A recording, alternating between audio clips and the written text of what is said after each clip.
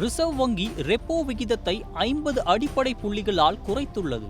இதன் விளைவாக வீட்டுக் கடன் வாங்கிய பலருக்கு ஒரு முக்கியமான வாய்ப்பு உருவாகியுள்ளது. இப்போது நம்மில் பலருக்கும் ஒரு கேள்வி எழுகிறது. இந்த வட்டி விகித குறைப்பு ஏற்பட்டுள்ள நிலையில் நான் இஎம்ஐயை குறைக்கலாமா இல்லையெனில் தவணை காலத்தை குறைக்கலாமா என்பதை விவரமாக பார்ப்போம். ரெப்போ விகிதம் என்பது வங்கிகள் ரிசர்வ் வங்கியில் கடன் வாங்கும் போது அவர்கள் செலுத்தும் வட்டி. இந்த விகிதம் குறையும் போது வங்கிகளும் நமக்கு வழங்கும் கடன்களில் வட்டியை குறைக்கிறார்கள்.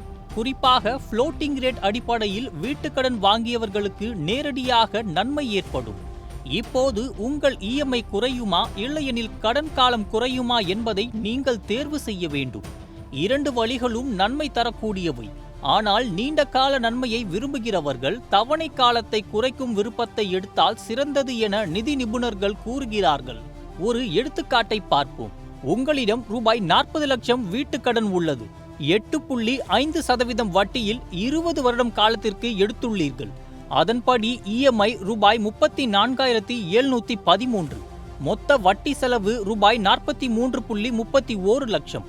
இப்போது வட்டி விகிதம் 8% குறைந்தால் நீங்கள் அதே 20 வருட தவணை வைத்துக்கொண்டு இஎம்ஐயை குறைத்தால் ரூபாய் 33,458 ஆகும். மொத்த வட்டி செலவு ரூபாய் 40.29 லட்சம். இதில் ரூபாய் 3 லட்சம் வரை சேமிக்கலாம்.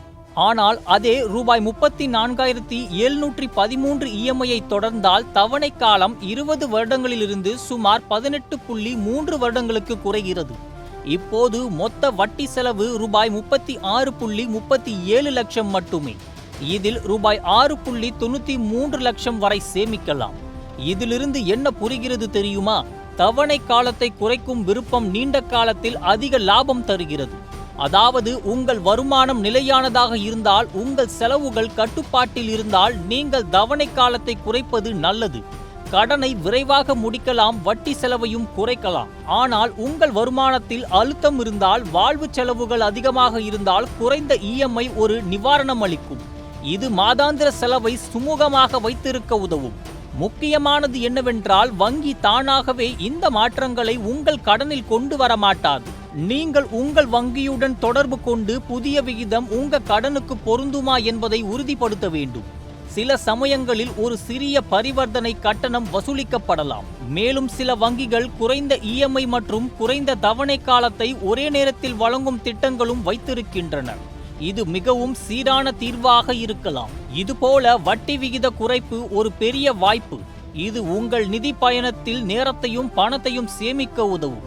உங்கள் வருமான நிலைமை, எதிர்கால இலக்குகள் ஆகியவற்றை பொறுத்து சிந்தித்து முடிவெடுங்கள்.